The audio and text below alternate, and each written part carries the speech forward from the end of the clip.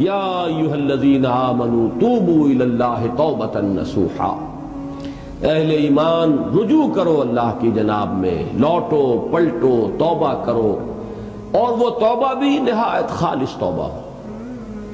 یہ توبہ حضرت علی رضی اللہ تعالیٰ عنہ نے ایک مرتبہ دیکھا ایک شخص کو، وہ گردان کر رہا ہے توبہ کی تیزی تیزی سے، فرمایا یہ تو توبۃ المکذبین ہے، جھٹلانے والوں کی توبہ ہے یہ۔ وہ گھبرایا، تو پھر آپ نے فرمایا توبہ وہ ہوتی ہے جس کے ساتھ وہ ساری کیفیات ہو، شدید ترین پشیمانی ہو کہ میں کیا کر بیٹھا ہوں، پھر یہ کہ آئندہ کے لیے عزم مصمم ہو کہ ہرگز دوبارہ یہ کام میں نہیں کروں گا، اور نہایت گڑ گڑا کر اللہ سے اس کی دعا جو ہے اس کی معافی طلب کی جائے۔ یہ قلب کی گہرائیوں سے جب تک یہ توبہ نہیں نکلے گی یہ توبہ نہیں ہے۔ تو توبۃ النصوح، یہ نصح کا لفظ جو آتا ہے عربی زبان میں، یہ ہے کسی شے کے خالص ہونے، کوئی اس میں ملاوٹ نہ ہو۔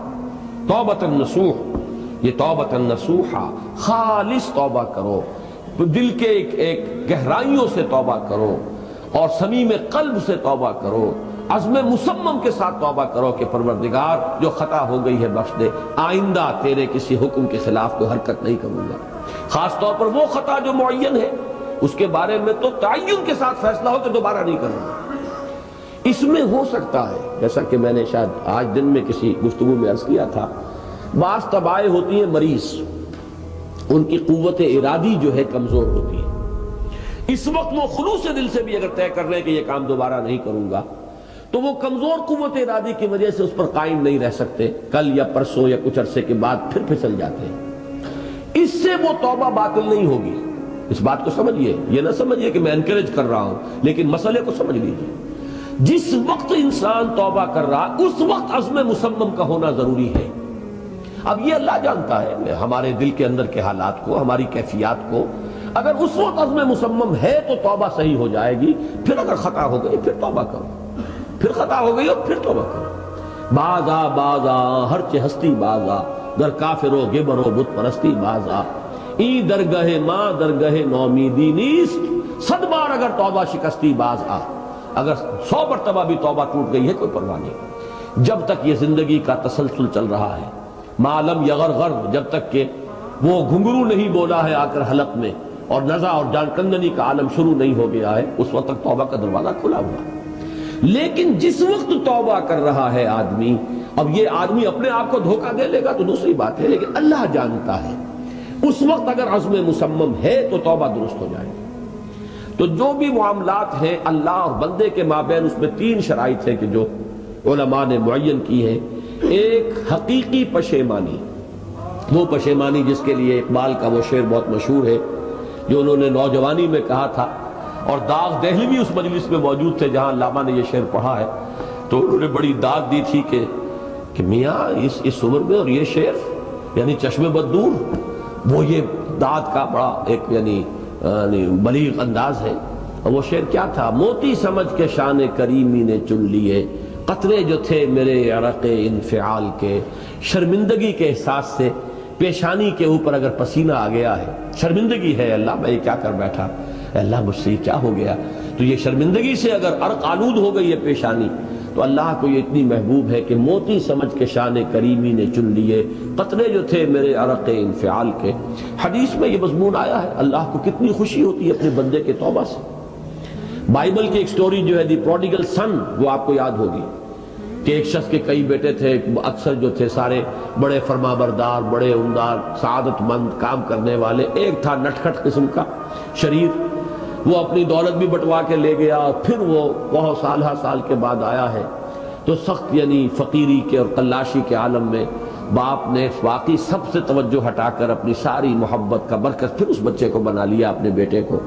تو وہ سعادت مند بیٹے تھے، انہوں نے کہا کہ یہ کیا کیا آپ نے، یہ ایسا اور یہ ایسا اور یہ ایسا اس نے یہ کیا، اور آج آپ پھر اس کے لیے وہی آپ کی محبت جو ہے وہ یہاں پھر اس کے جو ہے شامل حال ہو گئی ہے۔ تو انہوں نے کہا کہ تم دیکھتے نہیں کہ اگر کوئی چرواہا ہو اور اس کی اگر 100 بھیڑیں اور بکریاں ہیں، تو اگر کوئی بھیڑیا کسی ایک بکری کو اٹھا کر لے جائے تو وہ 99 کو چھوڑ کر اس کے پیچھے بھاگتا ہے اس کو بچانے کے لیے۔ جو میرے ہیں وہ تو ہے ہی ہے، جو مجھ سے دور چلا گیا تھا وہ اگر لوٹ کر آیا ہے تو در حقیقت یہ ہے میری توجہ کا اور میری محبت کا سب سے زیادہ مستحق۔ یہی معاملہ اللہ کا. یہ در حقیقت ایک پیرابل ہے، ایک کہانی ہے جس میں اللہ کی وہ شفقت جو ہے اپنے گناہگار بندوں کے جو شامل حال ہوتی ہے جب وہ توبہ کرتے ہیں، جس کے لیے حدیث میں آخری بات بیان کر دی گئی کہ تصور دیا گیا ہے کہ ایک لق و دق صحرا میں ایک شخص سفر کر رہا تھا. ایک ہی اونٹنی سواری کی، اسی پر اس کا راشن بھی تھا، پانی بھی تھا. تھوڑی دیر کے لیے وہ ایک درخت کے سائے میں بیٹھا سستانے کے لیے، دھوپ کی تمازت سے بچنے کے لیے. تو ذرا بیٹھا بیٹھا اونگ گیا. اب جو آنکھ کھلی تو دیکھا کہ اونٹنی غائب ہے. اس کا سفر کا ذریعہ وہی، پانی اسی پر، راشن اسی پر، گویا کہ کل زندگی کا ذریعہ جو ہے وہ اونٹنی تھی اس کی. لق و دق سے رہا ہے، کہاں جائے؟ کہیں پانی نہیں، کچھ کھانے کے لیے نہیں. دیوانہ وار دوڑتا ہے دائیں بائیں ادھر ادھر اونٹنی کو ڈھونڈنے کے لیے، کہیں سراغ نہیں ملتا. تو وہ اب موت کے انتظار میں درخت کے نیچے آ کے بیٹھتا تھا. مایوسی کی انتہا، موت کا انتظار کہ اچانک دیکھتا ہے کہ اونٹنی تو کھڑی ہوئی ہے. تو اب اس پر شادی مرگ کی کیفیت طاری ہوتی ہے. وہ کہنا تو یہ چاہتا تھا اللہ میں تیرا بندہ ہوں تو میرا رب ہے، کہہ یہ جاتا ہے کہ اللہ تو میرا بندہ میں تیرا رب ہوں. زبان لڑکھڑا گئی ہے اس خوشی کی شدت کی وجہ سے. تو حضور فرماتے ہیں کہ اللہ کو اپنے کسی گناہگار بندے کی توبہ سے اس سے بھی کہیں زیادہ خوشی ہوتی ہے. تو اس کو ذہن میں رکھیے، توبہ کا بڑا اونچا مقام ہے. ہمارے ہاں شرائط بھی سخت ہیں. 3 شرطیں وہ، ایک عزم مصمم، ایک پشیمانی، حقیقی پشیمانی. نمبر 2 عزم مصمم کہ اب دوبارہ نہیں کروں گا. نمبر 3 ایک مرتبہ ضرور اس کام کو چھوڑ دینا. یہ گویا کہ اس کے عزم مصمم کا فوری ثبوت ملنا چاہیے.